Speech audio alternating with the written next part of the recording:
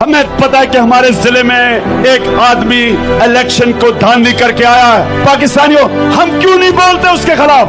हम क्यों नहीं जुल्म के खिलाफ और नाइंसाफी के खिलाफ अपनी आवाज क्यों नहीं बुलंद करते? अल्लाह ने हमारे ऊपर जिहाद क्यों फर्ज किया है? क्योंकि जिहाद का मतलब आप जुल्म और नाइंसाफी के खिलाफ अपनी आवाज बुलंद करें, उसको बर्दाश्त ना करें। एक आम गरीब आदमी पाकिस्तान में, इन लोगों के पास सवाए अपनी वोट के है क्या? ना इनको तालीम मिलती है, ना इनको रोजगार मिलता है, ना अस्पतालों में इलाज होता है, ना साफ पीने का पानी मिलता है, कचहरियों में धक्के खाते फिरते, थानों में जुल्म होता है। ये लोगों के पास सिर्फ एक चीज है, अपनी वोट।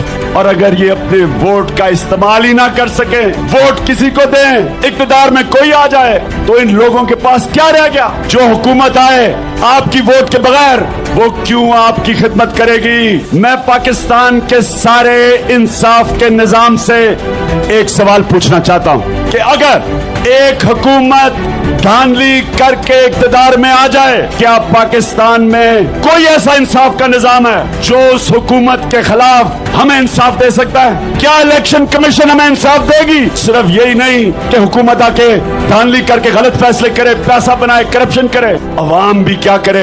अगर अवाम एक हुकूमत को अपनी वोट से निकाल ही नहीं सकती, उस हुकूमत को ला ही नहीं सकती जिसने अवाम के लिए फैसले करने हैं, तो अवाम में और जानवरों में क्या फर्क रह गया?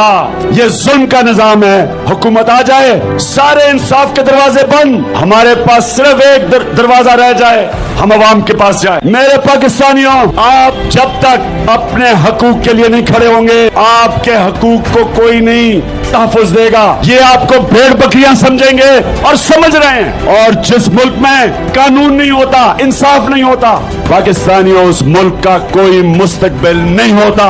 हक और सच के लिए खड़े हों, क्योंकि जब एक कौम जुल्म के सामने खड़ी होती है, वो अपने से जुल्म कम कर देती है। उस कौम पे जुल्म नहीं होते, वो कौम जिंदा हो जाती है। जब वो जुल्म के सामने सर झुकाती है, करप्ट लोगों को बर्दाश्त करती है, वो अपना मुस्तकबिल तबाह करती है, वो गुलाम बन जाती है, वो इन जालिमों की गुलामी करती है।